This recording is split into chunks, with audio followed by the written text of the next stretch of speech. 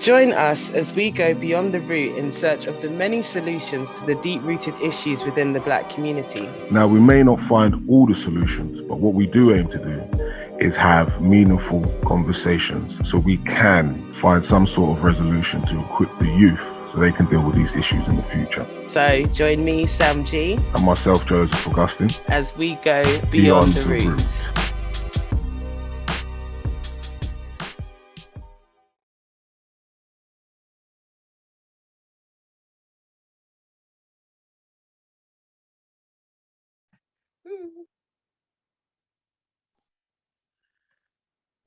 Hey listeners, we are here with Beyond the Root Live, episode 9.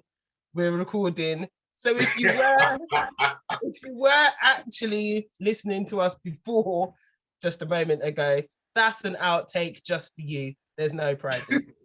One of one. Hey, look, Sam, it wouldn't be us if it didn't come with a technical difficulties on our live. It happened before, a little hiccup here and there. It's learning curves. It is what it is. I don't mind it. But yeah, how's your week been though? We always start off with how's the week? Oh wow. Babysitting and putting together a few things behind the scene, which I'm sure you're already aware of, with little snippets. But yeah, it's been quite a long week. But mainly it's been nice spending time with the twins, my sister's kids. Just been babysitting. Okay. Getting ready to go back to the world of work as well after a long time off from furlough and injuries. But yeah, don't know if I'm prepared all that time off, but bills have got to be paid and things have got to be done. What about you anyway, Sam? What's been going on? Do you know what? The same kind of thing. I've been in a zone after the last one we recorded on the solstice, right? Yeah. And yeah, it's just been nice. The downloads have been coming through. Good. That's good.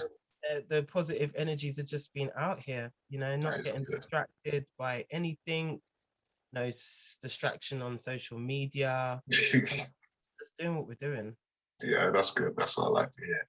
Same here, just moving through. Hey, you like my t-shirt, by the way? Yeah, supporting and sponsoring. Oh, look at that. What do you mean supporting and sponsoring? I mean, make it, What? So where's mine? Huh? Huh? It's that show, like I said, it's episode 9. We won't go there, Joseph. You gotta give me your size anyway. Oh, it's always extra large. It's always extra large. Okay. Well, we'll get you one.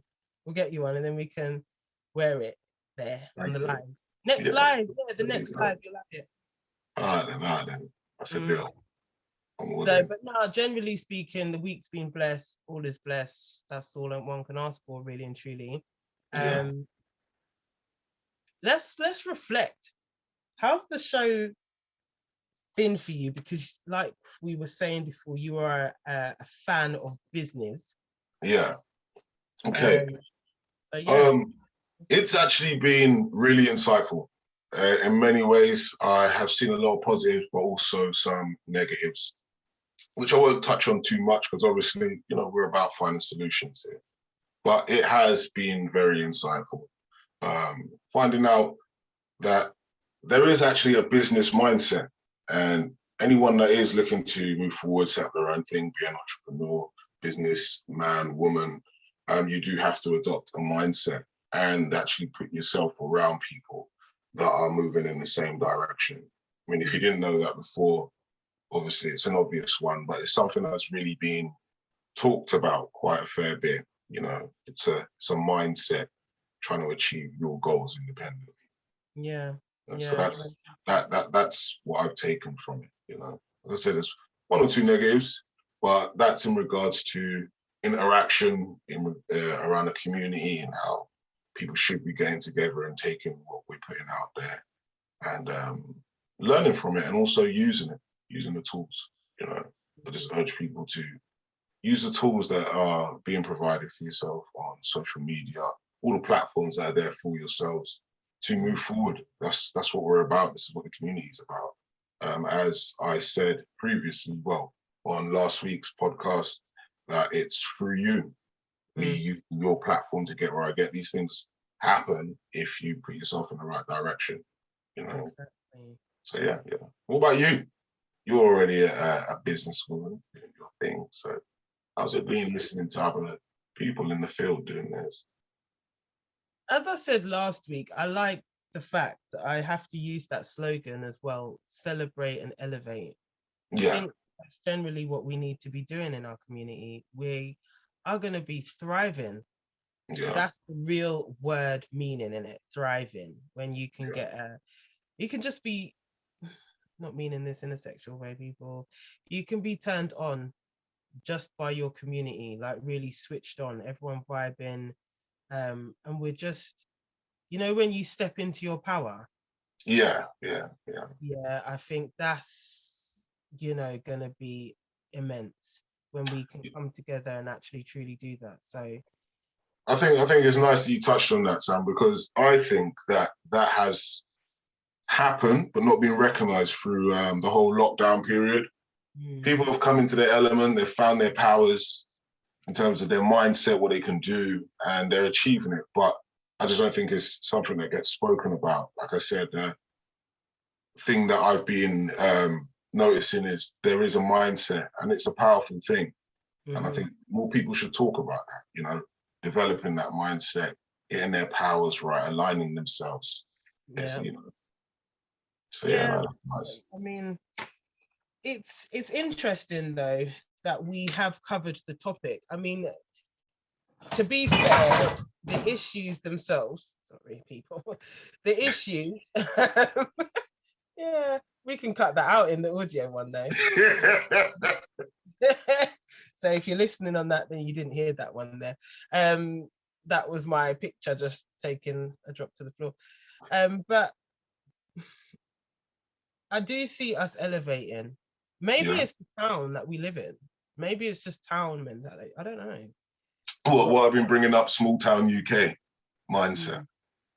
I mean, it could be, like I said, these are one of the negatives that I've seen, but I still have faith because at the end of the day, through doing this, I found there are pockets of communities or people working together, organizations in a small town UK, in the small Black communities that are actually doing their thing. I just think people need to adopt that mindset that I've been talking about, where although you see me as a powerful individual, there's a conglomerate behind me, and we're all moving in one direction. It's just to elevate us, as you say, bring rise to our community. Yeah, we do. And we're just, at the moment, actually, we are just waiting on our guest, but we've got patience, it's fine. Behind the scenes, you might see me bowing my head. That is because I'm trying to look and see if there is any messages, but there isn't. But yeah, no, the business forum is something that I really want to ignite, actually.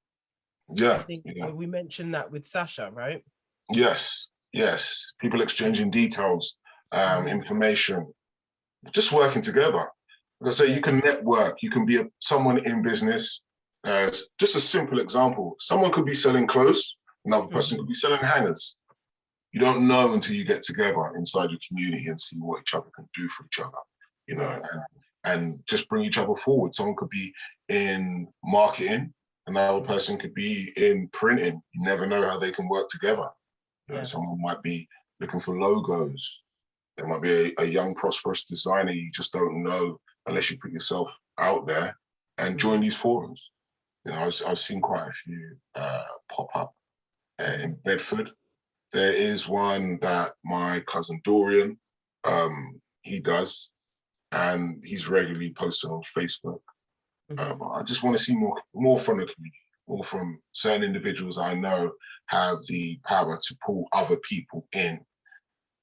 Just to take a look, that's all it takes, Someone who's an influencer in Bedford that does these things in these communities, in these circles, takes a look and puts other people on.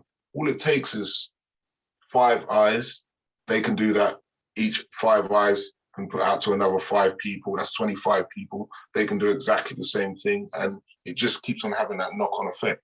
And I just want more people to join in, like you said, on a business forum and help each other, get each other where they need to go. You know, we can only get so far on our own. And that's the truth. You could be the most successful person, recognized, but there is a whole team behind them that got them where they are, whether it be their partner, parent, friend, you know, work colleague, someone gave them that spark or just gave them a little nudge or push, or even was their actual crutch to get them there. And I think forums, where everything's going, social media is the way forward. I see you looking down there, Sam. Behind the scenes stuff. I'm trying to do something and it's not really happening. I'm trying to style it out. But yeah, do you know what? In terms of more, it's just that simple thing of support. Like and support. If you've got something or you see someone, you know, like supporting Black businesses, you might drop a hashtag and you know, let people know. It's free to do.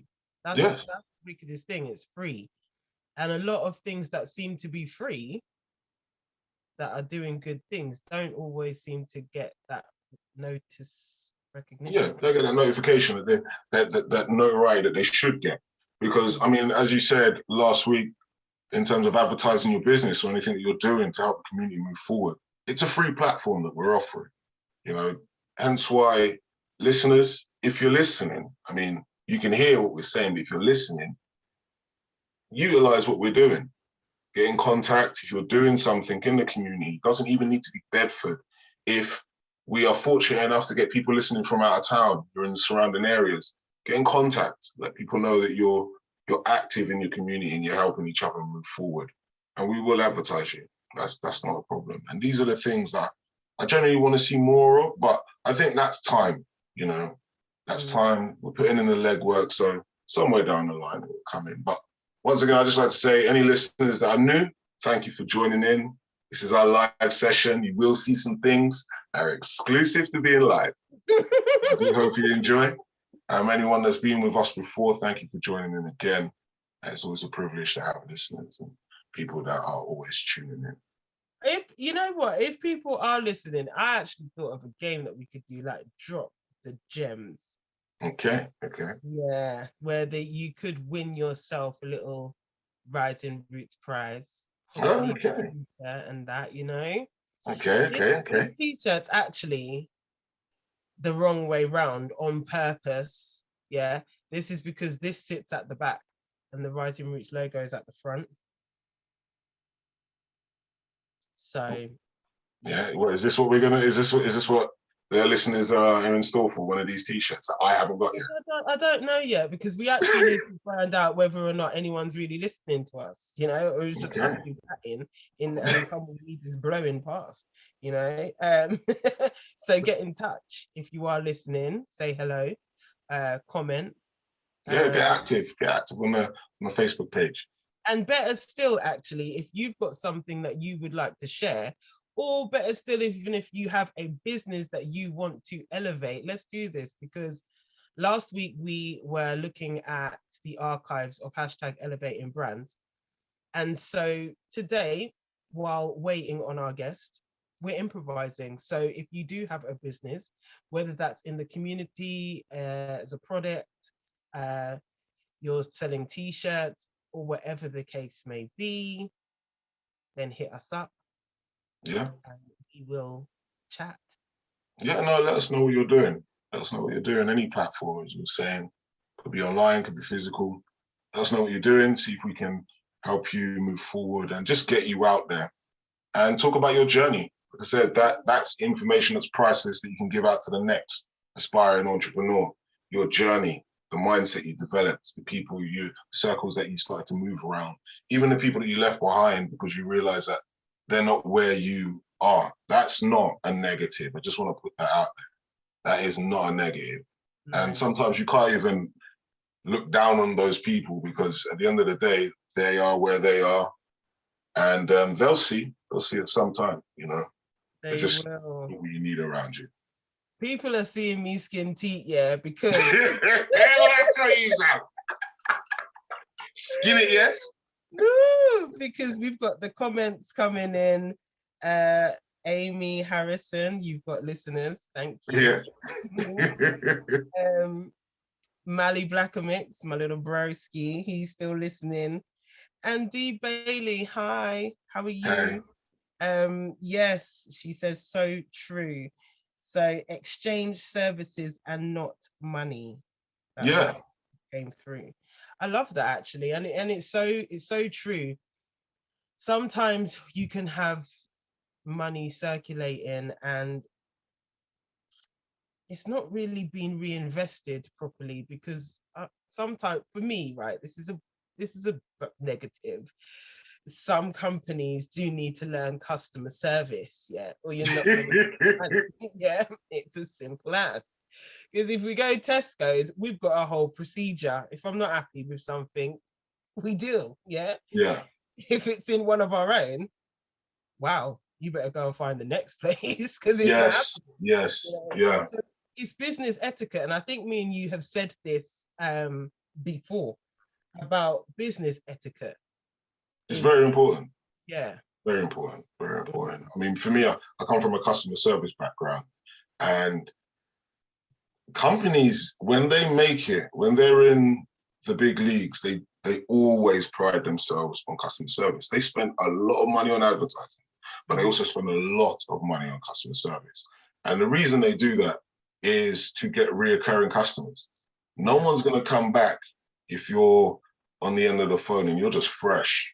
You know, you're just giving. I'm not going to call out any companies. I don't want to deter people from anything, but I tried to book a doctor's appointment, and the receptionist just came on the phone really fresh, really fresh. And I had to do her job and talk her into knowing her role. I was like, what was wrong with you? You know, like, all I've done is ring and I can sense this hostility. Straight away, she's telling me yes, because whenever I answer this phone, it's people that just want to have a go at me. I said, well, did you get that from me initially? No. I'm a new person on the end of the phone. You've got to keep that in mind. Only then was she okay, because I made her relax. That is not for me. So anyone that's listening and aspiring to have a business where you deal with customers directly, you have someone dealing with customers, understand they are all individuals and there are stressful days. That lets you know your business is thriving because it's being stretched. Yeah. Yeah. I hear you. You know what? Actually, I think I want to advertise a company that you guys may have heard me speak about already. And it was, hold on, let me get a good light. Can you see it? Just bring it forward a little more. Let me see this. Okay, we're in. Yeah, Bob in Yeah. UK. I have to hide it slightly because I've written something behind it. Bob in UK. Bob in UK Debate Date is a Black conscious card game filled with 160 questions ready to be discussed. Okay. Yeah. So I think me and you used it before on one of our shows. Yeah. Yes, we have. Yeah. Very interesting questions.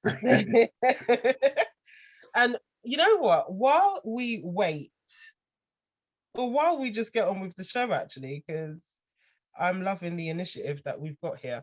Because anything can happen on lives. anything. Okay, so I'm gonna ask you a question. Let's go. Let's go. I'm always up for that interrogation. Because we were talking about, what was we talking about in truth? We was talking about Black Britain, Black business, and how that fits in, right? Yeah. So, hold on. There was one in here which I think, I don't know. Should we tone down our Blackness to fit into corporate work environments? No. No, that's my direct answer. No, the possibilities are endless. Endless.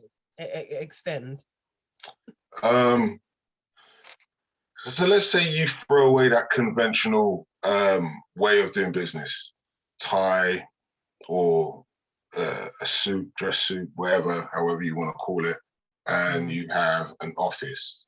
Yeah, it's one way of doing it. Many successful people have sat down, struck deals, and then let's just say you have an environment where you're very relaxed and you are free to be you, as animated as you want. Culturally, mentally, and your physical presence. How much more would you be able to project your goal?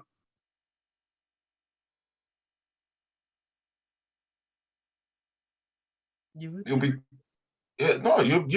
be under no restraints.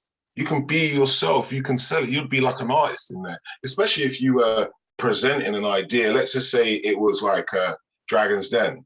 Yeah, now Dragon's Den, you see people come in, some are shirt and tie, some people come in, they're ready-made uniform, and then you see some people come in and they're just loose, and they just sell their product being them. And then you fall in love with the character and you fall in love with the product.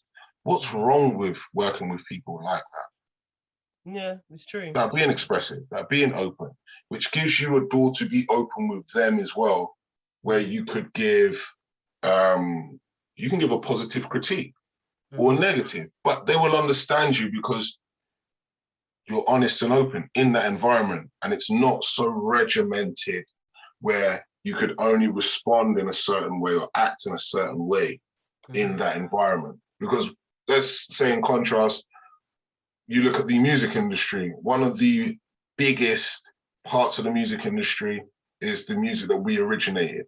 Yeah. Now, there are a lot of people that make this music, that make the money behind the scenes, whether they are DJs, music makers, whether they are dancers, or they are producers putting together the visuals, like on video. They don't come from a business background, yet this is the corner of the music market that is generating the most revenue. And when they're together, they're relaxed. When they're in the studio, they're relaxed. When they're talking in business meetings, it's all numbers and very serious, but you can tell that they are being themselves and very relaxed. And that's one side of the music business that has been cornered and generates the most revenue. There's some sort of proof if you want it. But also, how does Black business etiquette look? Because I've never seen it from my side of things. Okay, first of all, right, let's make it easier then. What is business etiquette? What is business etiquette? It's only the etiquette that I know from being raised in the Western world. Which looks like? Doesn't represent me. Okay. So if you saw, let's just say, a uncolonized Africa having business etiquette, I've asked people so many times, what do you think business etiquette would look like if it generated from a uncolonized Black state? I have no idea. Does do any of us, because barely know our history to have an idea of where that would even come from. There's layers. What sort of dress code would there be? Would there be one? You know, what language would it be spoken? If we look back to past then times, I just got a message from our guest. So he's on shortly, listeners. He hasn't abandoned us. But he's clearly a busy guy, but we are just thankful that he'll be joining us in a moment. So we look forward to that. But yeah, in terms of remember the 1920s. Now I have to refer back to America because I am still wanting to know kind of what it was back in that day, you know? Yeah. For people. But you know, like they had I love the 1920s anyway. They're fancy businesses, and you know, they knew how to run things, you understand? And their dress was immaculate. Come on. You know, they were successful, and it was only brought down due to you know, the racist acts that was happening. But had it not been for that, look how strong that was. Do you know what Are I we mean? talking about areas like Tulsa and so on? Yeah. Yeah. So, you know, going back to what we earlier said about the unification when it comes to business, and stepping into our power, that is what that looks like to me. Because there were businesses, there was a whole like community right there that was built. Do you understand what I mean? And as I said, had it not been for racism, it possibly could still be standing and 10 times better than what it is now. It would be. It would be. I don't understand why people are so scared. I mean, look, now's the time. It's the time. I've got to keep saying this. I pulled cards out yesterday. I put it up on my feed. You know, those Sankofa moments, there's a lot that we can learn from our history. Not everything, can't take everything, but there are some things that we can take to aid us in the world of business. Even if you are just doing a community project, it's business. Yeah, that's very true. Because I know some people might not agree with the statement saying, like, I am the brand, but I am. Do you know what I mean? Well, at the end of the day, it's your dream, your goal. No one else is going to get you there but you. So yeah, you are the brand. You know, and that goes hand in hand with what I was saying. You know, just imagine a boardroom of 10 of your way of thinking, not people that directly won't oppose you, but in terms of having that mindset that you are the brand and you're worthy of that, and your essence is what brings a lot to the table. You would get a lot done instead of being in that same regimented structure that's not generally built for me to succeed. Because you look in any example of media showing business, I'm not in someone that represents me is not in that boardroom. No. You know, and I'm the majority. I'm not the minority of those that are in that small percentage of being recognized in this Western hemisphere, like this structure. So there is no one there that represents me, you know. So do you know what? There is someone that represents you. He's in the form of an entrepreneur, actually. And he joins like that one, Sam. Like the way you mix that in. Come on. Seasoning. So let's introduce him in. He's gonna come in now and speak to us. But I remember speaking to Julian before, actually, during the COVID Directory Lives. It's a show that I did on the In Focus podcast, and it came before hashtag Elevating Brands. But Julian had an app that he was launching at the time, and the whole reason behind the COVID Directory Lives was to give us knowledge of the services that are helping us during lockdown, the early part of lockdown. So that was March 2020. But yeah, so we spoke then, and it was really good. It was a really good conversation because him and Tyler even had a convo too, because Tyler's a tech person. So, but Julian Hall joins us now, and I am about to showcase. Hi, Julian. How are you? Hey guys, sorry I'm a bit delayed. Lots happening indoors, but I'm glad to be here finally. Blessings. It's really good to have you on the show. I was just letting the listeners know that myself and you are no strangers, as we spoke before on COVID Directory Lives, and that was about the chatbot app, right?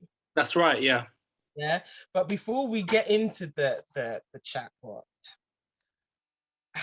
what was the 3 things that the pandemic taught you moving forward? Because you've been doing a lot recently, and I want to get to what you have been doing. But as that was the last time I spoke to you, what was the 3 things that the pandemic kind of taught you moving forward? Great question. So the pandemic taught me that every cloud has a silver lining, that you are able to,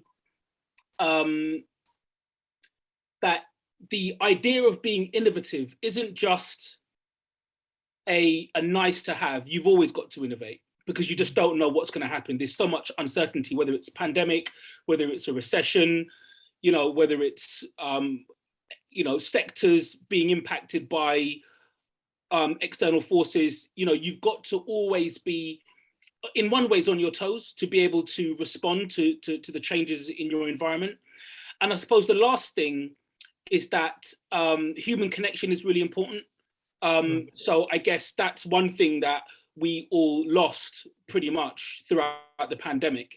And it's only when you lose something that you realize how valuable it is. Yeah. That's a beautiful testament, because even though lockdown, you say all that, you were busy. I didn't let the listeners know, but you are an entrepreneur, an educator, a speaker, author, influencer. Like, where did this journey begin for you? How did it all begin? Wow, you're going to make me go back into my childhood. Sankofa, remember that. Right, yeah. When people ask those questions, that's where you have to start. But it's funny, I was actually on a call earlier on with the local authority, and, they were using a whole bunch of terms which are related to the youth sector. And I said to them, I'm not from the youth sector. Even though I operate in the youth sector and in the education sector, that's not where I'm from. And for that reason, a lot of the prescribed norms, I missed that meeting. So by default, I've done things differently. As an example, whenever people ask, where do we operate? So we're a Brent-based organization. So naturally, the assumption is that we just operate in Brent. But I said to this individual earlier on that we work from Brighton to Barnsley, right? And they were shocked. They were like, well, aren't you supposed to be a community organization? Aren't you supposed to serve your community? And I'm thinking, well, who defined what community meant? Like, so if there's someone up in Barnsley or in Birmingham or in Brighton that needs our services, they're not part of our community. And the interesting thing is, when you look at, when you think about business, the community for a business are the people that it serves, are its customers, right? So, I'm constantly trying to kind of context switch between the meaning from one sector to the other. But the reason I say all of that is because I guess I've been doing that for a long time, since a child. So, I mean, I was homeschooled for the first few years of my life. And then when I did go into school, I didn't realize until years later, but I was always doing things differently to other kids, i.e. the teacher would give me different work to do, right? And it was always creative work. And that, looking back, that built my self-esteem, because it was like someone recognized something that I was passionate about and they let me get on with it. Yeah. And then another teacher, towards the end of primary school, another teacher stopped my mum by the school gates and was just really complimentary about, my progress and all the rest of it. And I think what my mum didn't realize was homeschooling me for about 2 years before I went into primary school just gave me, I was always ahead. I was just always ahead of the class, right? But then what that did was that almost kind of made me look at the world slightly differently. And so when I was in my kind of mid to late teens, I saw an opportunity to start a fashion label. And it was out of the need for wanting to dress like the cool kids, but not having the money to do it.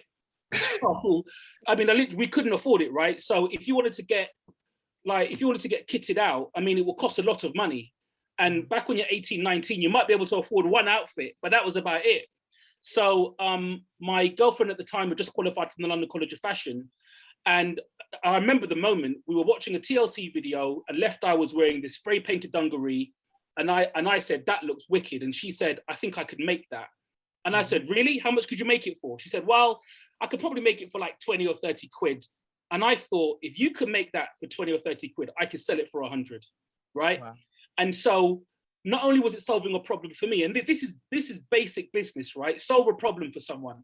And better yet, if you're solving the problem for yourself, it means that you understand the problem, right? So I did both. I solved the problem for myself, And I solved the problem for a whole generation of people who wanted to be unique, who didn't want to just buy off the peg. And so that was my first experience of making money. I hadn't had a job, none of that before. But then the trouble that I had after that, because I was, I suppose, lucky in stumbling across a business idea that worked.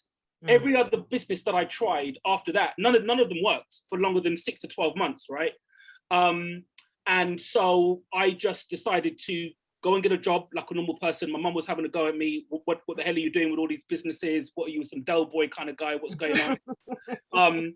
And so I essentially managed to get myself into the investment banking sector, right? And I didn't have a degree because I dropped out of university to, do business and stuff. But the reason why I was able to get into investment banking without a degree is because I interviewed really well. I could sell myself brilliantly. And the reason I could sell myself brilliantly was because I had run a business before. So I knew how to sell things, right? And again, this is stuff that I'm unpacking like decades later to then say entrepreneurship can make you highly employable, right? Without the necessary traditional entry requirements and so on. So, my entrepreneurial kind of journey was then the kind of like 5 to 9er. So I would have my day job, and then 5 to 9 and at the weekends, I'd work on all kinds of businesses, right? Technology businesses, cars, events, you name it, I was into it, right?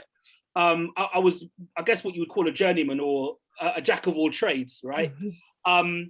Until around the year 2000, when just after the dot-com boom and bust, I bought a .com. I bought a small .com from a guy in East London, and I thought I'd be a millionaire overnight, not realizing that just because you've got a website doesn't mean anyone's going to visit your website.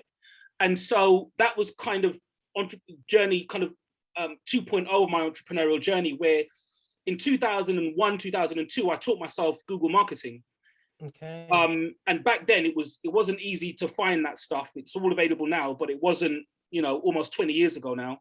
But I taught myself Google marketing, and within about 2 years, that website was generating almost as much income as my day job. And so a couple of years later, myself and 2 colleagues, we raised some money, and we started a digital agency in one of the worst areas of London in 2007, which was Shoreditch, right? Okay. It was a complete wreck, but it was regarded as a Section 2 area. I'll always remember it because we got cheap rent because it was Section 2, but Section 2 meant that it was about to be redeveloped into what it is now. So we grew with that whole ecosystem. And that's what got me more heavily involved in tech, in entrepreneurship, and in, writing my own books and stuff. Nice. Joseph. Wow. Well, I was just listening. No, Julian, look. Sam didn't introduce us, Sam, but Joseph, pleasure to meet you, Julian. That's a hell of a journey. It's a hell of a journey. But what stuck with me was the beginning, when you said that you were homeschooled. We've done education previously, and what I found out is that in Scandinavia, the children don't start until 7. They've probably got the best education system in the world.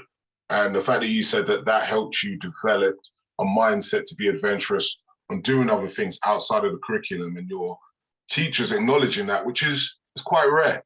I must say it's quite rare, which is testament to your teachers to notice that and put you forward and compliment your mum for that. Mindset, that the most important thing, would you say? Because you had that from early. The journey you've taken is your mindset has taken you where you are. Yeah, you know what? It's interesting because I guess there's always this debate between whether you work hard, whether you work smart, whether it's mindset, skill set, luck, opportunity, network. And my conclusion to all of that is I know lots of people with the right mindset, but they don't put the effort behind it. I know lots of people who put in a lot of effort, but they don't have the mindset. So I guess it's a little bit like saying, if you are going to put together a football team, you're going to put together a bunch of individuals that have slightly different skills and they work together, right? So yeah. It's a little bit like the question you're asking me. It's, was it just mindset that got me to where I am?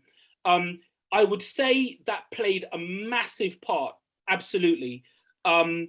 Probably more than 75%. However, And we all know people, if you think about, there are people who have read every motivational book going. Yeah. You know those people, right? We all Yeah, know I was one of them for a good few years. Yeah, and then I stopped. but you know, they're not going nowhere. Yeah, Right? that's the truth. They ain't going nowhere, but they can quote verbatim all of the books, yeah? For real, right? So I know, because I know these people. Some of these people are my friends, but they're not really progressing. And the reason why they're not progressing is because everyone is looking for the magic bullet, right? Everyone's looking for that one thing, that one book. If I just read this book, it's going to unlock, like it's some movie where the guy puts in the last key and everything unlocks. Life don't work like that. If it was that simple, we would have made it already, right? So I guess I'm saying, I'm taking a long time to say that I don't just want to say yes mindset, because then people won't respect the grind. Yeah. And actually, there are individuals who I know. Let me put it to another way. I remember when back in maybe, this must have been 2008, 2009. I sat down with my mentor in front of two investors. We were in St. Paul's, and myself and my business partner pitched this idea, right? And they just kind of, they were glazed over, and the meeting didn't go well, right? And as they left, my mentor said to me, Julian, just because people have got money doesn't mean that they're smarter than you, right? And essentially, they didn't get what you were saying. Okay. They didn't get it, because they're not on the same tip as you are, right? And I'd never forget that, because the assumption is if people have got money that they're smart, right? Yeah, and then the assumption is if people don't have money that they're stupid, when that's not the case, right? It's not the case at all. There is not a definite relationship between intelligence and money. It's not the same, or even mindset necessarily and money. You've got to, there are people who have never read any of those books, but they've grinded it out, and they're on their way to setting up a business, financial freedom, whatever it might be, right? And then there are people who've done the opposite, who read all the books, but they the rubber's not hitting the road for them. So, however, what I would say though, when it comes to mindset, is that where mindset has given me the edge is in times when things get hard. Okay. And that's like every day, right? But when things get tough, when you're sitting there thinking, why am I doing this again? Or why am I getting up at 4 o'clock in the morning? Or why am I working the weekend? Or why am I doing all of these things? Or actually, this is really tough, this task I've got to do. So I always joke with we have a chief operating officer who we hired about 9 months ago. And I always joke with him saying, when I ask the team to do something that they don't know how to do, there's a mental blockage which says, because I don't know how to do it, I'm not going to say that I can do it. Whereas an entrepreneur doesn't need to know how to do it. So an entrepreneur will say, I can do it, and then work out how to do it afterwards, right?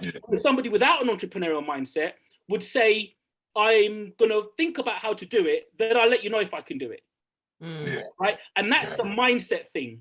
Because if you want something badly enough, you don't care how it's done, you'll work that bit out. That's almost like a detail. And what I said it boils down to is the belief in capability. Because for me, what the thing that drives, and I've probably not said this in a public forum much actually at all, if at all, is that one of the things that drives me to keep doing all the things that I'm doing is, as far as I'm concerned, and I picked this up as a teenager, as far as I'm concerned, if someone else has done it, I can do it too, right?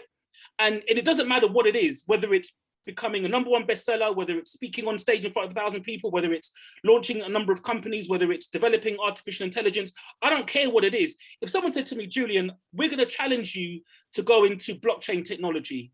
I don't know how to do blockchain, but I know I'm capable of it. Do you see what I mean? Right? If someone said, I don't know, whatever the challenge was, it's knowing that you're capable of doing things without knowing how to do it, right? And that keeps you moving forward, because the fact is, especially given the access we have to the internet and everything else, there's ways, like nothing's a secret anymore. If you want to do something, there's someone out there who will show you how to do it. and you can work it out, right?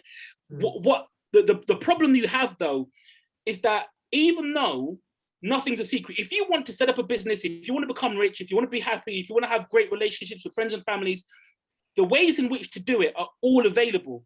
There are no secrets. No one's going to tell you anything new about any of those things, except that if you don't have the mindset that tells you that that you're capable of doing those things, and if you don't have the belief that says I'm worthy of those things, then you won't do it. It won't happen for you. And all of that is mindset. And that's the thing that has carried me through, you know, all of the ups and downs. Oh, that's good to hear, man. You dropped some gems on us there.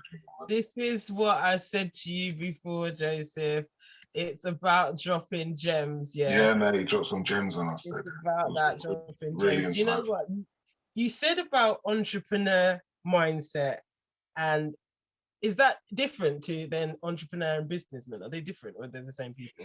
Yeah, good question. So, an entrepreneur would, so I'm trying to think of an example. There's a great example on the internet of the difference between an entrepreneur and a businessman, and it shows banana. It shows like a banana, right? Got a picture of a banana, and it says a businessman will take a banana for 50p and sell it for £1. An entrepreneur will take the banana for 50p, turn it into banana juice and sell it for £2. I like they'll do something different to it, right? Or they'll sell it. They won't stop there. They'll take the banana, turn it into banana juice, sell it for £2. Then they'll create a franchise, right? Yes.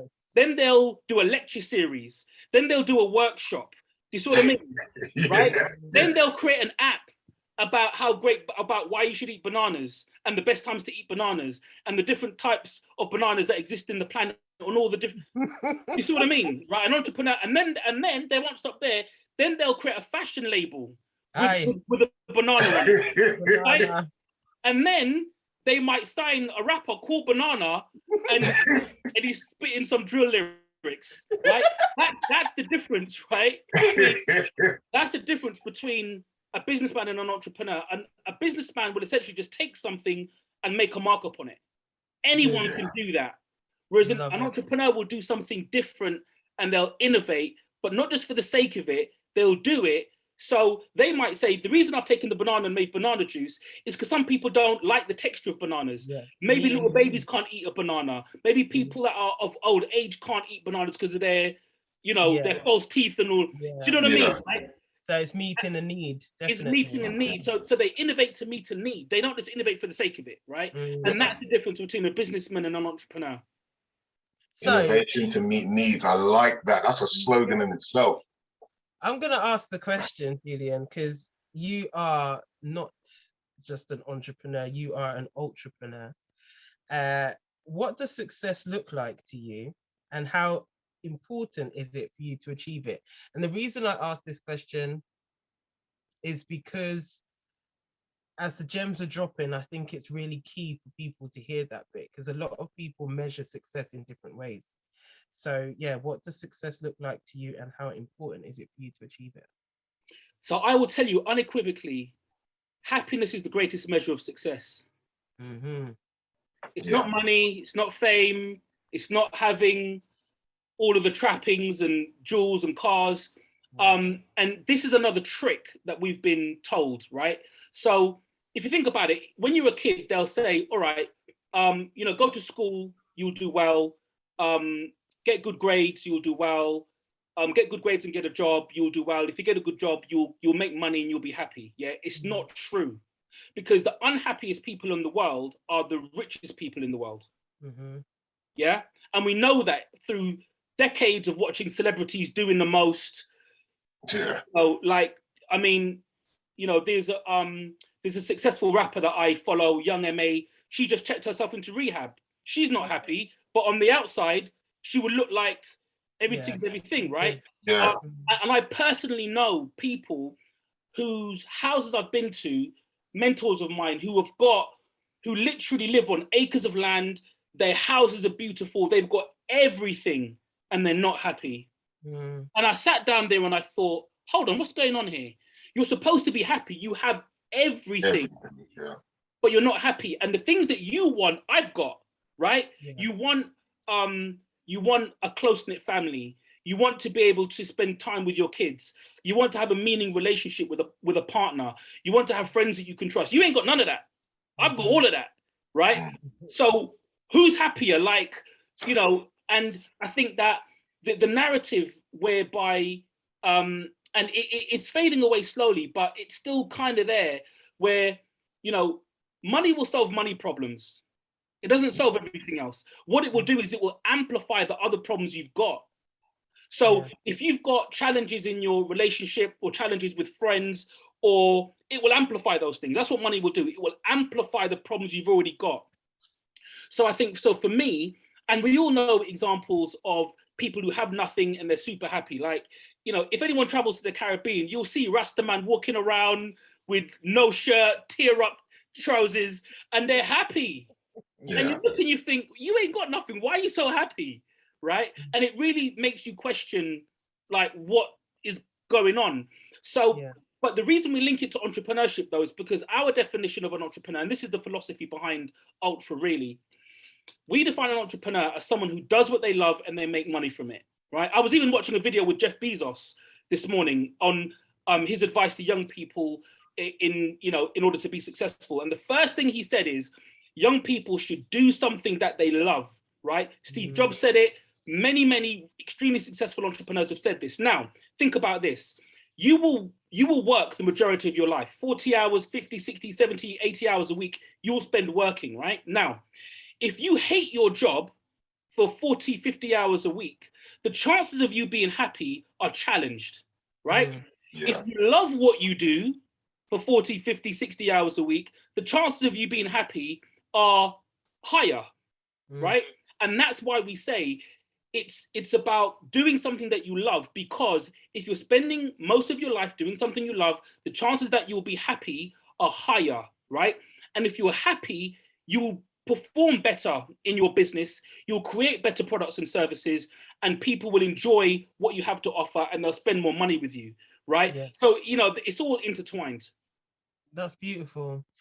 Do you know, this is why you are the #1 best-selling author, innit? Of out here, innit, Julian? Keeping this on, come on.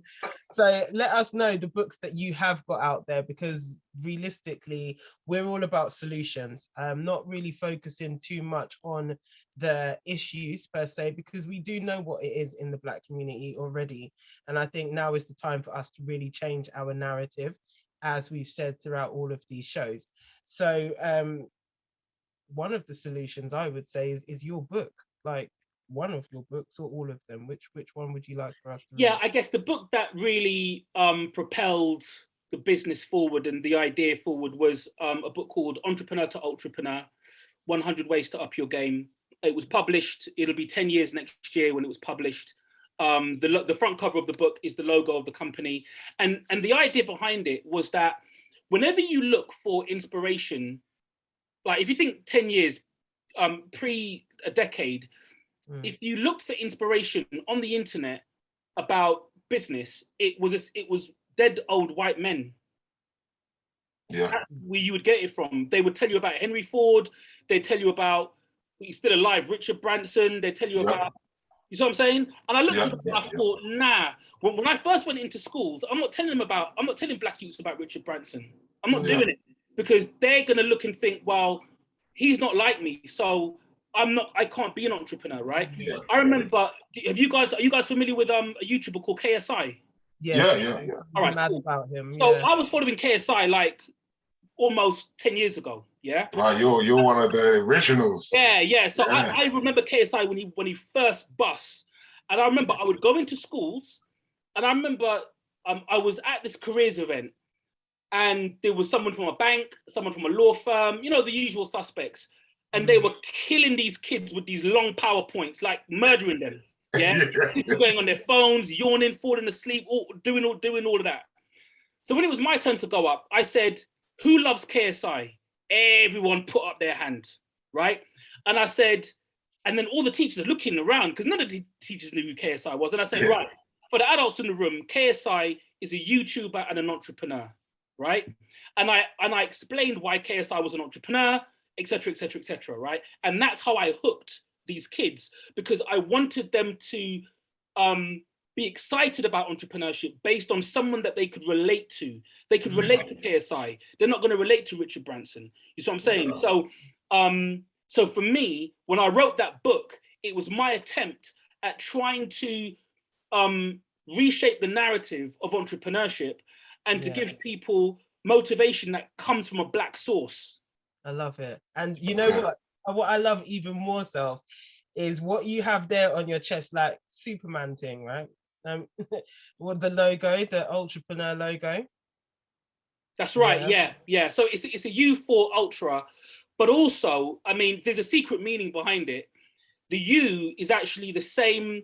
The word for water in Egyptology is mu, M-U, and that's what it looks like.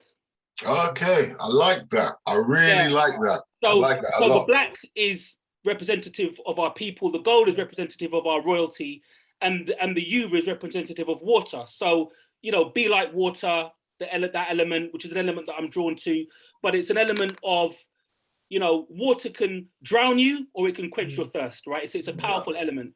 So that's the kind of the hidden meaning, if you will, behind the logo. I love that, man. That's really good. I love that logo. That's really good. Yeah, man. So you speak about the kids and going into schools.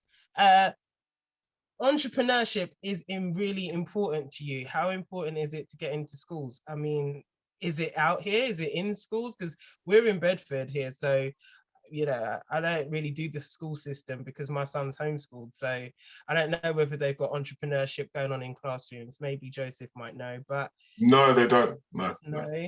Yeah, you know what? They'll do it under social studies. Yeah, like it's difficult. Well, the answer is no, they don't have it in schools. Not in state schools. In private and boarding schools, they do. Yeah. And they've had it for a while, right? And that's because half of the parents are entrepreneurs. So, you know, but in state schools, they don't. And the reason why they don't is because they're just behind. They're just behind, if I'm honest. They're behind. But really, if I'm being cynical, the other reason they don't is because they don't think kids from state schools are going to become entrepreneurs. So as far as they're concerned, that's too much of a step up. The most you're going to do, and this is happening today, right? In state schools, really the aspiration that the teachers will have for most of the kids, especially the black kids, are you might go into construction, you might work on the railway, you might go to prison, they're not thinking about them, you know, having aspirational jobs, much less becoming an entrepreneur. That is just outside of their thinking. So they would say that, well, why would we set them up to fail? I know that's what a lot of them might say, like, well, you know, why would we, you know, let them think that they can be entrepreneurs when they can't, you know? So I think that for them, they almost want to, and, you know, because school is a business, right? And I've been there in the classroom when teachers, and this isn't the fault of teachers either, it's the system, right? Teachers are assessed on how well their students do in the exams, in their grades. That's how they're expected. That's disgusting. Right. So what then happens is teachers will funnel kids into subjects that they think they'll get a better grade at. Yeah. Nothing to do with whether or not that kid wants to do that subject. It's, I think you'll get a grade, and if you get a grade, then I'll do well, right? Yeah. So, you know, when you then say, oh, well, maybe the kid could be an entrepreneur, they're like, no, stop.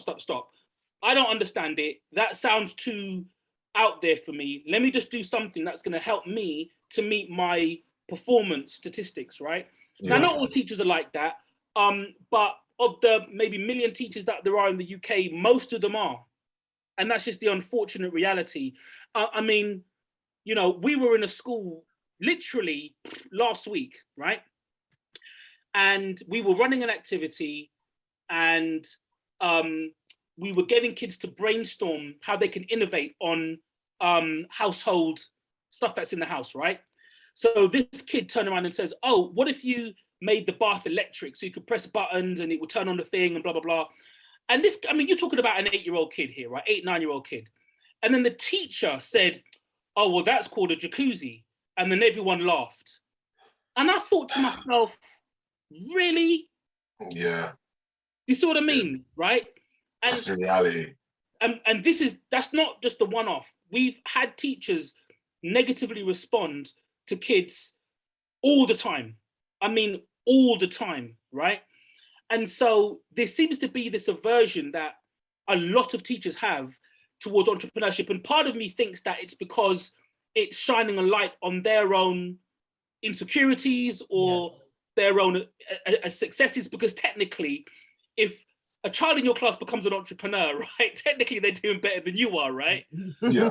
It could be that too, right? I don't know, but the mindset is threatening. I think going back to your thing about mindset, I think the mindset of that young person is very threatening to an adult who, if they've determined success in the wrong way, then that's where the threat comes into play. So yeah, I hear you 100% on that one.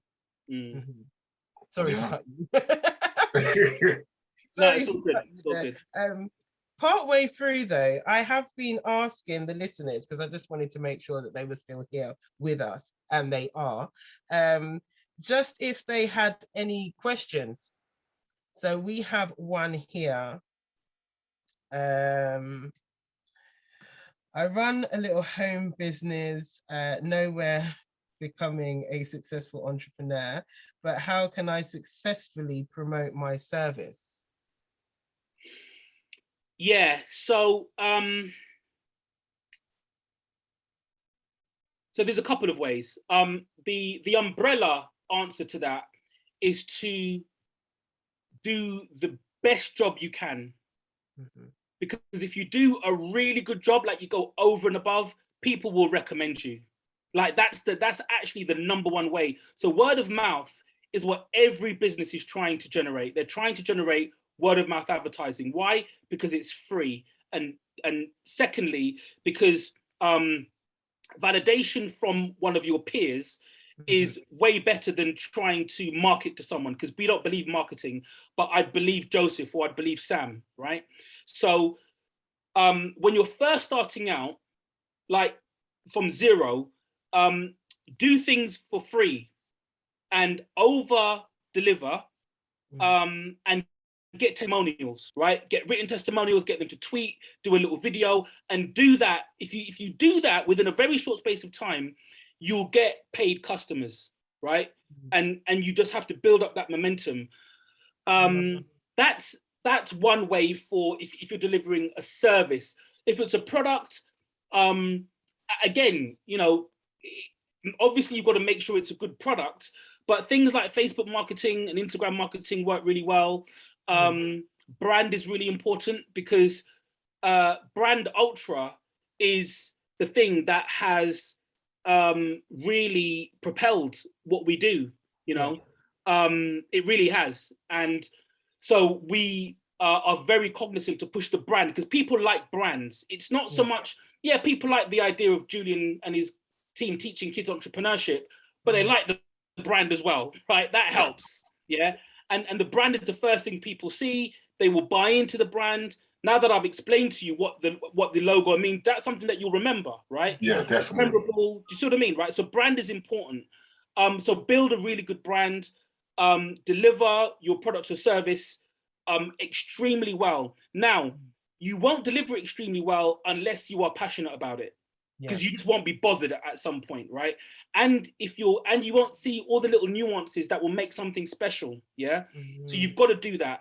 It's a little thing. Like a friend of mine, runs just a startup fashion house, and her thing is about quality control, right? So she wants to package the goods herself, put them in the nice tissue paper, the little label, the little sticker, and do you know what I mean? Like the packaging, because she knows that women respond to that really well. Men just tear up the box and throw it away, but women like the packaging. They like that. And she's the target audience. Do you see what I mean, right? Yeah. So you've got to make it special. I remember the first time. I remember the year when the iPod came out, right? And when the iPod came out, a friend of mine said, "Julian, I'm going to bring this into the office because you've got to see this." he said, you've got to see the box, right?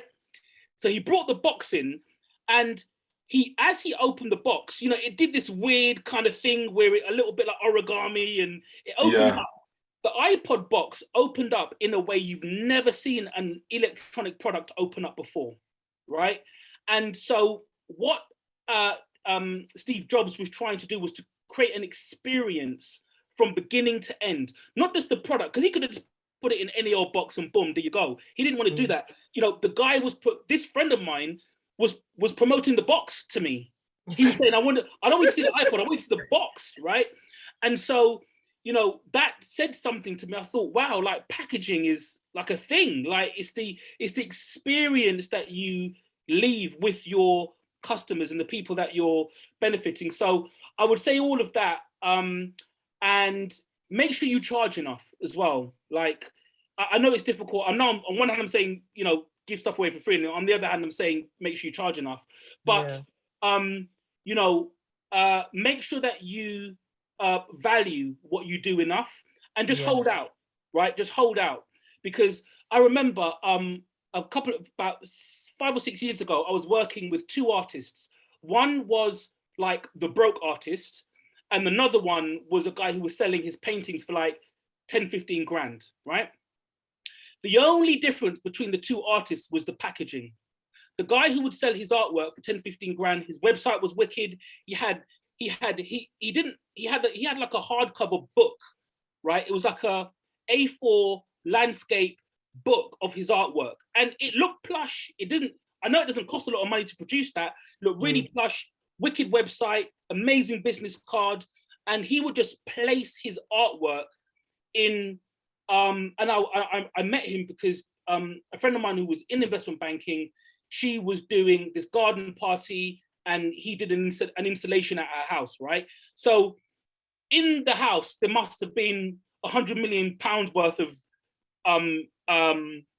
you know, salary in that house, right? Yeah. 50 people there or whatever. But he was placing his art in the right place, and it had the right packaging. And that was the only difference between him and the guy that was the broke artist. No difference, because you can't judge the value of art.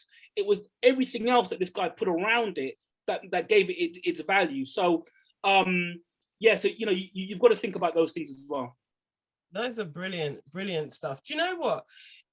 Do you find it, because you do a lot with children as well, in terms of like before COVID, when they had exhibitions and they were selling their products and that. I mean, tell us a bit more about that, because it was beautiful to actually see. I was unable to come to a lot of the events, but I know the one that I did come to, I was really impressed by the young people that I saw talking business. Which one did you come to? No, this was quite a while ago. Did you remember the venue? Was it in East London or? It was in London. It was in North London, because I know it was easy for me to get to. Oh, was it at the Granville? Did it have like a garden outside? Yes. No? It did. Yes. Okay, it was a Granville, yeah.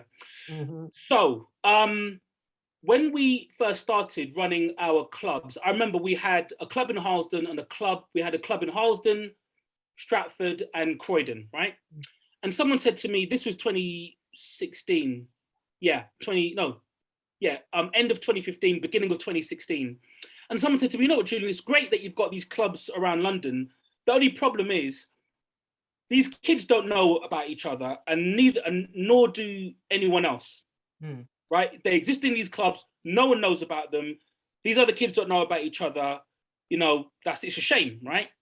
So I thought, okay, well, how can I solve that problem? I thought, okay, why don't I put on a kids' business fair, right? So I had been going to business fairs for years, right? So I knew the setup. I knew all about it. And I thought, well, if I just put them all together in one space, then we can just have a kids' business fair, and they can sell what they've been working on. I then realized, because this was something that we were doing anyway, was that I didn't just want it to be in like a local community hall somewhere that was a bit dusty and old and whatever. So I pitched through one of my advisors a top 10 law firm called Reed Smith, who were on the 33rd floor of Broadgate Tower, slap bang in the middle of the city, Liverpool Street. And it had these amazing views of London. I mean, the building was amazing, right? And I remember we had about 35 kid entrepreneurs turn up on the day. About 300-400 people came in and out. And I remember at the end of it, one of the girls, her name was Leah. She had this business. She was about 10 at the time. She had this business called Pennabalm, and it was like a beautifully decorated pen with this orb-shaped lip balm at the end of it, which was like the fashion for little girls at the time, right? And she basically just put the two together, right? And so while you're writing, she said, if your lips get dry, you can just take off the thing and button up your lips, right? And I was like, wow. At the end of that event, she came to me and she said, I made £140, right? Wow.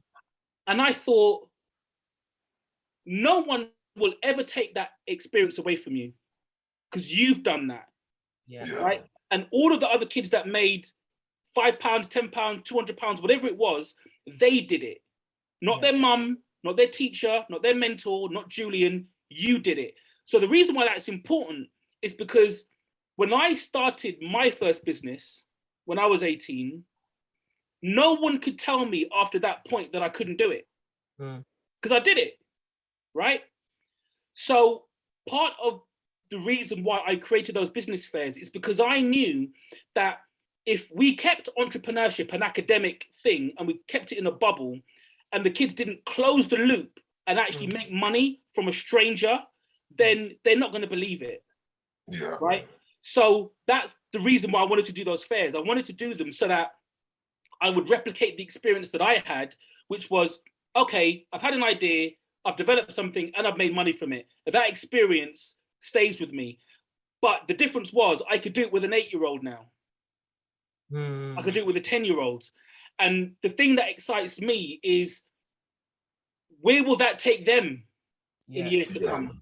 Yeah, right?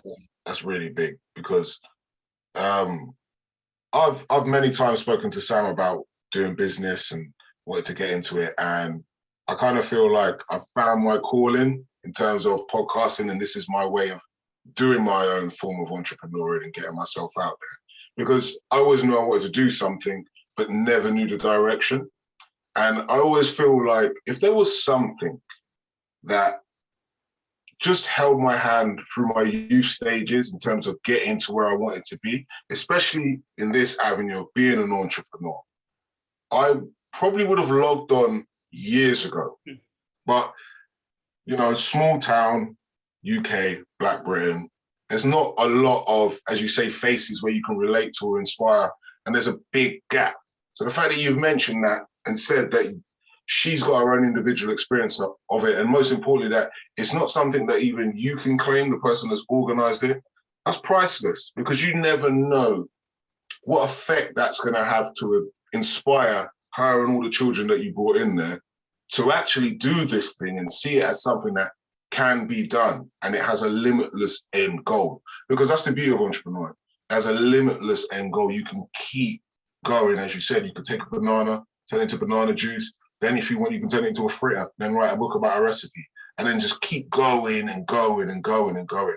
And that's beautiful, man. I'm really glad that you answered it in that way. And I'm hoping that the listeners are taking it in. Anyone that aspires to be an entrepreneur, because the fact that you're gripping these minds from a youth, because obviously, you know, we look into you, your background, what you're doing, and you say you take them from 8 to 14. For me, that's perfect time for an entrepreneur, because your mind is firing at 100 miles an hour with ideas. An adult would have never come up with that pencil bomb. I guarantee you that now. That if someone would have walked into Dragon's Den and said, I've got a pencil and I've got lip balm and I'm going to put the bomb at the end of the pencil, then I told you to crack on. But the fact that she got, what was it, 100 and made over £100 in that day, that's a priceless experience, and that's beautiful, man. Thank you very much for doing that. Seriously, you rarely hear that, and that's really, really nice. That the listeners are definitely listening. You know, in answer to that question that you gave, that answer, should I say, to the question that was asked before, that was brilliant. And one last question before we kind of move on from these questions now. But one comment from, how long do you give a business before you class it as failed if it isn't doing well? Good question. Yeah. Wow. Yeah, there's a few philosophies on this. One philosophy is that businesses don't fail, people give up. And the reason why I start with that is because there isn't a business that will fail if you keep finding a way for it to exist and profit, because there's a business doing everything, right? So whoever answers that question, the chances are that whatever business that they are trying to do or thinking about doing, someone else has already done it and someone else has been successful with it, right? So it's not the business that isn't successful, it's the individual that will make the business successful. Yeah. Now, you should stop a business if you realize that you're not about that life. If you realize, you know what, I'm an imposter here, I'm not really passionate about it, then yes, you should stop. And you should absolutely do something which you're passionate about. And if you're lucky, like I have been, because this happened in some ways by accident, as I tell my story, it seems like it all makes sense, but that's all retrospect. But actually, my business isn't just something about passion, it's now legacy. You know, we mentioned this legacy thing before, right? It's my purpose. This is purpose driven. What I'm doing is purpose driven. It's not, you know, just to make money. It's not just because I'm passionate about it. It's because it's purpose driven, right? So that's something, you know, sometimes people evolve to that. But actually, there was another really famous entrepreneur who said that, you know, like a job, and if you even look up the definition of a job actually means a short piece of work, right? A job isn't something, that's why there's a difference between a job and a career. So a job is like a short piece of work, or a piece of work that doesn't have much meaning behind it. A career is a long-standing effort within a particular sector, because a career is something is something you do in a sector and stay in that sector. You don't move around in your career, right? And if you do, you move around within the same sector, or you have another career. You see what I mean, right? So they might have a career in sports, then they've got a career in music, then they've got a career in fashion, right? So careers are sector specific. And then you've got a calling, which is connected to legacy or purpose. And ultimately, that's what you want to find. You want to find the calling, you want to find the legacy or purpose. And I know that because I found it accidentally, but when you get it, no one can tell you anything. No one can tell you anything. And it's a feeling. It's not something that you can, it's not a thought, it's a feeling, right? And that feeling compels you. And that's why when people say, Julian, how come you go so hard? It's because I'm compelled to go there. I'm compelled. It's almost like my ancestors are just, I feel like I've got 1,000 ancestors behind me, just driving me. And that no matter what happens, I'm unstoppable. You know, people say, what would you do if you knew you couldn't fail? Yeah. Like, I know I'm not going to fail. Not in the end, like, not everything that I do is going to work out. Not every project's going to be amazing. Not every deal's going to go through. But I know ultimately I'm going to get to where I need to be. I know ultimately my vision is going to happen. I know it will, right? Yeah. So that's why all I'm doing is just playing out the movie. I already know what's going to happen at the end. You know, our mission is that every child has access to effective entrepreneurial education. That's the mission. I mean, in the world, in the same way that if you are a child and you don't, like, children everywhere in the world can have access to maths or a language or a musical instrument. If, you know, like, that's all of that, you can pretty much have access to it. Football, you just got a ball, you kick, right? Maths, you can pretty much go anywhere, even the rudiments of it. But entrepreneurship, no. And I think entrepreneurship is going to be a core subject in years to come. But someone's got to do it. Yeah. Someone's got to do it. And That's right. and I'm not gonna wait around for someone to do it. I'm gonna do it. And the reason why I'm compelled to do it is because I know that it's changed my life, if I'm honest. Do you know what? I saw something, and let me know if I am wrong, but you offer a franchise, don't you? Like, yeah? Talk us through that, because as a community, this is something that we really need to hear in terms of what you're doing. And if we can, because I was going to say, how can we support and help you? But this is good. Let's talk about the franchise. Yeah, no, great question. So we piloted the franchise model in 2017, 2018. We sold about 4 or 5 franchises, some in London, one in Birmingham. And then we, and some of them went well, some of them didn't. But we've actually just restarted the franchise opportunity within the last 2 months. So it's funny you bring it up. And that's because there were a few things that we had to nail down. But I mean, we're talking to people in, I've spoken to someone in Egypt a few weeks ago about a franchise, someone in Manchester. So essentially the franchise gives you access to license our brand. You get all the training, all of our materials. We help you to promote the clubs. We get you into schools, and you operate the business. So, what we've done works. It's successful. We've been able to put it into a box, and we can train people to replicate what we do within your area. So wherever you are, as long as you've got a big enough market, which is about 300,000 people, then we sell you a bunch of postcodes that make up that number. And we essentially become your big brother, and we help you to make that a success. I love that. Joseph? No, that's great. I've actually never heard of that. When you think of franchise, you don't think of it in an education package, which is really good. That is really good. But I'll tell you what did stick with me was from your what you just said in regards to giving children access to the entrepreneurial education. As I said, that did touch with me, because I do believe it would have given me a greater catalyst to get where I'm going now, back then. But when you're doing it, are you actually doing like Saturday schools? Are you incorporating into a timetable? Or is this something where parents bring children to like a seminar?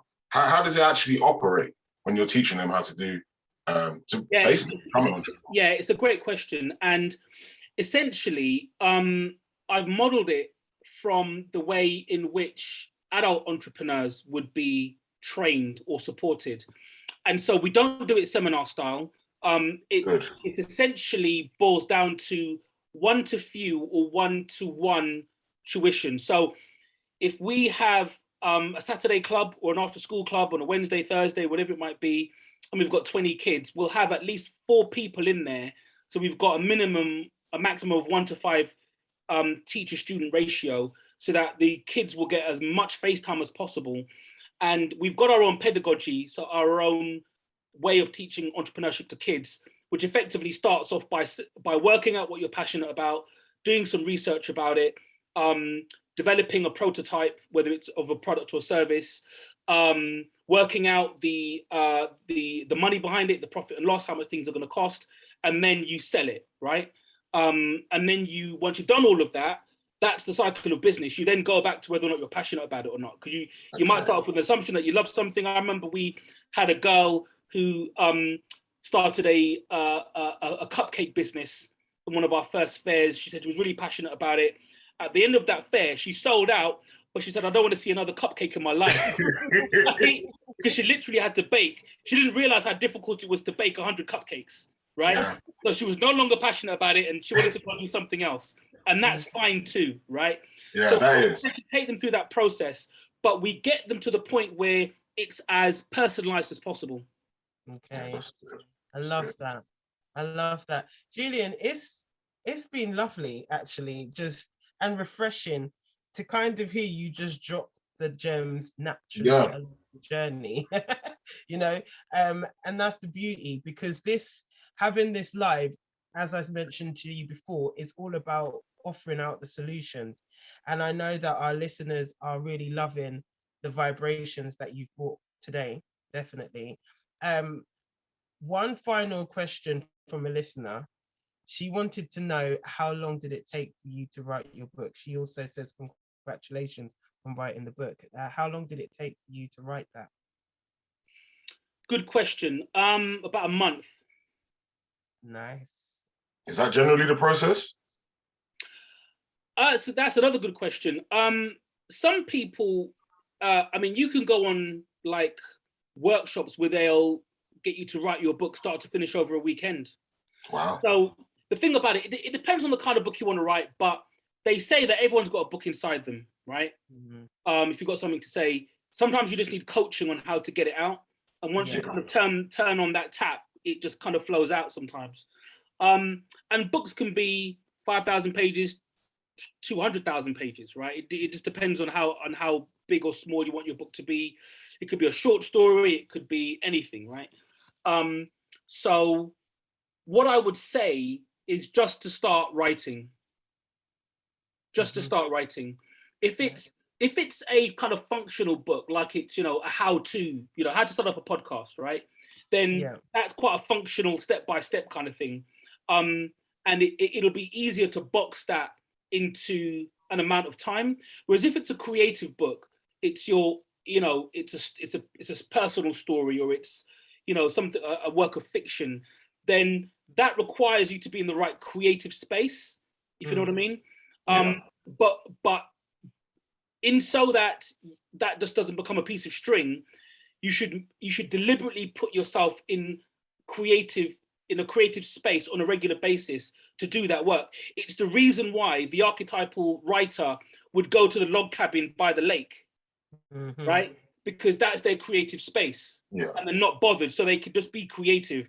Whereas, today people have got a whole bunch going on, and it's difficult to be in the creative zone. So you've got to deliberately put yourself in that creative zone. Is it going for a walk?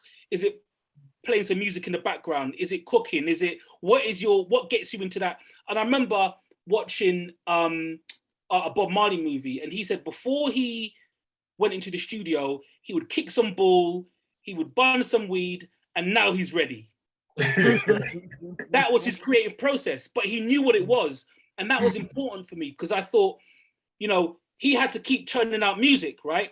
So for him, he was like, okay, if I've got to do this on command almost, how do I get myself into that zone? And this is how I do it. I lively up myself, play some football, I raise my energies, burn some weed, and now I'm ready to go.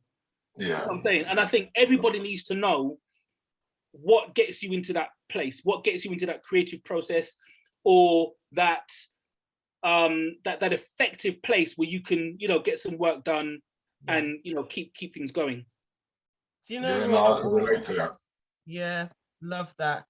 We've given you a long extended treat here, listeners. Yeah, we've had a long extended treat. So yes, bless up for the live, and bless up for Julian coming on to the show today. But Julian, before you leave us and before we have to end this show,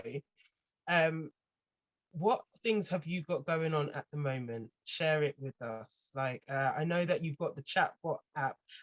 How is that going? So since Tyler used it, I am still effectively trying to get him to come back onto the app. But how's that going? Yeah, it's a work in progress. The app's been going well. We're constantly developing it and adding new things, and we're going to do another relaunch within the next few months. So I've been building the team in that company as well. And we've got some really exciting things on the way. With tech products, they take a lot of time.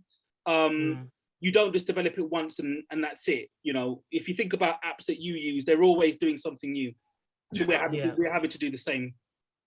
But I mean, we've got thousands of downloads. It's been funnily enough, one of the countries that is using it at an accelerated pace is China. Wow. And I would have never have guessed that. Wow, you've got a massive market there. Yeah, I mean, we've had students from Brazil, I mean, all over the place. So the reach that app's been able to get to has been, beyond what I thought was possible. And that's the reason why I love tech. The steps for the app, just quickly, just explain that to the listeners. Like, what is the app? Yeah, so the idea behind the app was to find a way that we could automate the magic dust in the work that we do. So essentially, as I was saying to Joseph, the delivery of our work ends up being one-to-one, right? And we start by asking the kids, what do they love doing? And then if they say, right, I love fashion, we show them how they can do a fashion business. Mm-hmm. I love podcasting, we show them how they can do a podcasting business. So what we've done is we've created these chat threads for about 30 different business ideas that kids could have on this mm-hmm. bot. And it will take them through an automated chat thread, showing them videos, lesson plans, all different types of content that will lead them down the step-by-step path on how to set up that particular business. And we've made it age specific. Okay. Love it. That's really good. That's really good. You've also got something going on. You were looking for a position or a post recently. Did you fill that post? We did. So yeah, at the moment we're kind of hiring like once a month, it feels like. We're hiring someone new. So that post you would have seen was for was to expand our teaching staff. Okay. We had about 30 applications. We filled about 4 or 5 of them. Nice. So we'll be recruiting again in the next few months. Okay.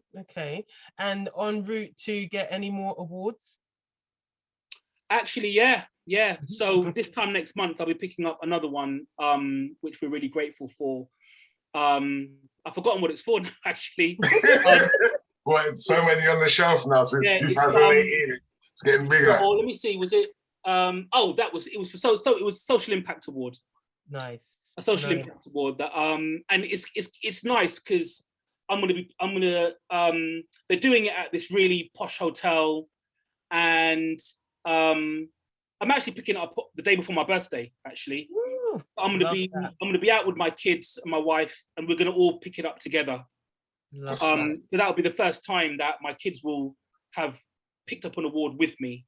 So nice. I'm really looking forward to that. Love that. And like you said, it's leaving a legacy, which is in business, in everything that you would want to dream of doing for your kids, and for your kids to be seeing you in that position. So that's really lovely to hear. But guys, can I just say to you that I think you're doing an amazing job. Blessed. And platforms. She is, isn't she, Julian? Platforms like these are needed. I'm glad to see Black man, Black woman doing your thing. Please keep it going, keep building it. Podcasts are the way forward. If you keep driving this, there's no reason why it won't go to the highest heights that you could have ever imagined. And it will provide platforms for individuals like myself to talk about what they do. And the value of that is endless. So, congratulations for keeping it going.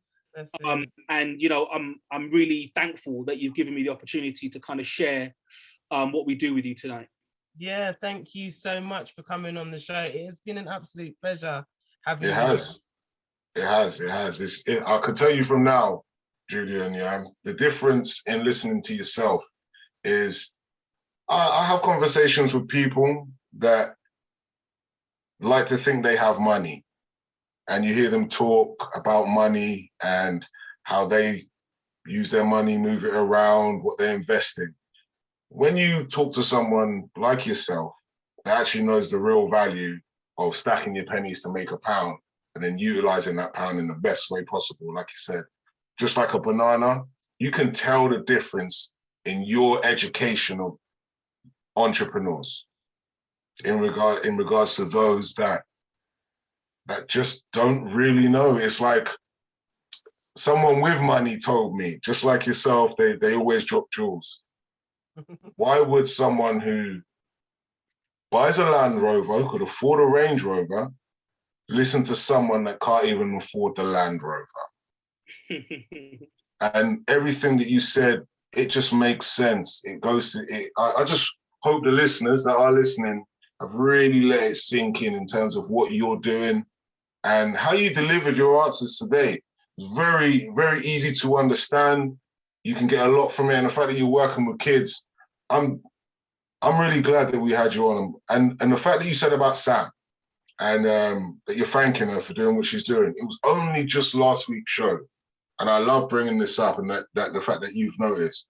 If it wasn't for Sam, I wouldn't be sitting in this chair doing this interview and meeting people like yourself. And that's the beauty of entrepreneurs on the rise like Sam doing what she's doing in order to give us a platform just to make this happen. And just like you said, the reason why we're doing it, I'm just glad someone is noticing it. And it is testament to Sam and what she's doing. So once again, Sam, thank you. It's unification at its finest, and that's the whole point of Rising Rootz. It's all about putting unity back into the community. So how we deal with those roots is how we deal with them. But I just wishing you all love and light along on the journey, Julian, because, you know, you are doing great things as well, especially for our next generation. And again, this is the whole point and the basis of why we do this. It's for the betterment of our next generation. So, you know, again, just thank you for the gems that you've dropped along the way. What final, this is it now, people, final, yes. What final business advice would you give to Black-owned business in Britain today? So two things. I've said it before, but I'll say it again. Do what you love. Mm-hmm. The second thing I would say, I just wanted to echo what Joseph said, which is that take advice from people who have actually done it. Yeah. Mm-hmm. And take advice from people who are, you know, not too far ahead from you, because maybe people who are within 5 years ahead of where you want to go, right? Mm-hmm. Because people who have done it maybe a decade or two ago may not know how to do it today. Yeah. And that's not a discredit, it's just that things move so quickly. What you did 20 years ago probably won't work today, right? So sometimes you need a combination of that old school advice with more current advice from someone who's maybe just a few years ahead of you, who knows the current tricks and strategies and tactics in your specific industry, right? But the reason I say that is because it's easy to sound clever about business. It's easy. All you got to do is read a few books, watch a few YouTube channels and some podcasts, and just regurgitate what other people have said. That's easily done, right? The problem with that is that it misleads people, and you've got to understand who you're speaking to before you give advice and where they're at, and there's a lot of subtleties around it.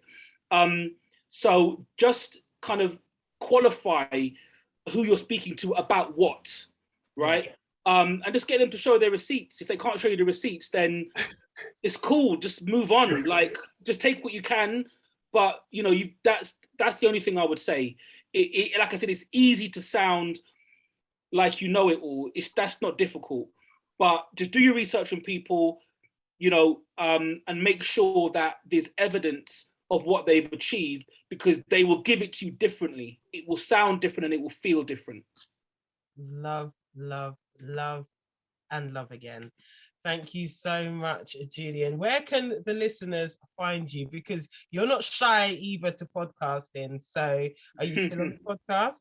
I'm still on the podcast thing. So if you just Google Julian Hall, Ultra Education or Ask Ultra, you'll see us come up. You'll see our YouTube channels, podcasts, social media. We're not hard to find. If you holler, we'll holler back. Nice, nice, nice. I love that. Thank you so much for your time. It has truly been appreciated. Joseph, any final messages? Because the music is going to sound for all the audio listeners. The live, you're just going to see me shaking my head. No, look, I'm just grateful to be on this platform and interview people like yourself, Julian. It's been an absolute pleasure. You've delivered everything well, clear, and I got a lot of knowledge just by listening to you. Usually, I'm fully in there interrupting, giving my experiences, but I just listen, man. It's great to hear money talk. It's really good. Money and talk. in a way that's very educated. Money talks, ooh, 30 cash. No, but we don't want 30 cash. We want 16 cash, people. On that note, listeners, it's been an absolute pleasure. We got it right. So I'll be back on the next live. You done well. We got Sam grinning all kinds of tea on the show. It's good. It's not that great, but we won't go into that. Anyway, listeners, thank you again for your time and your questions as well. Definitely keep up the conversation around business. Because we need to, as I said before, step into our power, okay?